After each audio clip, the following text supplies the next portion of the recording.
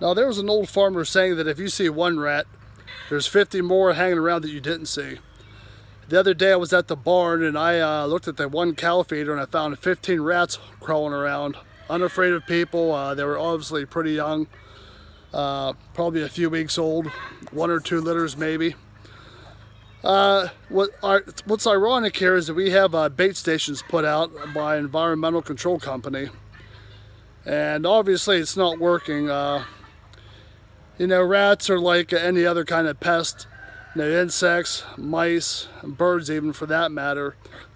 Whatever bait you use one year may not be effective the next year, so the poison always needs to be reformulated, reevaluated from year to year to make sure it's effective.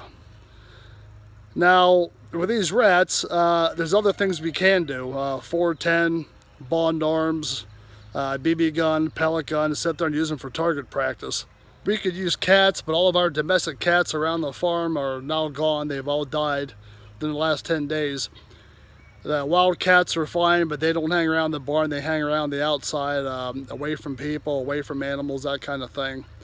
Now, the problem with the cats that we have a lot of people dropping off their strays, unwanted pets.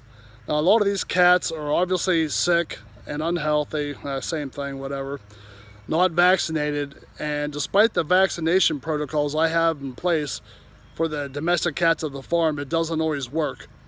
Not much I can do about that. It's a shame that it happens. Not much I can do about it, but other than poison, that might be the only way to control them. Now, my brother-in-law has a bunch of snakes, reticulated pythons, constrictors, that kind of thing, so maybe he can drop one of them off, as long as they don't try to eat one of the calves. Just kidding, that wouldn't work anyway.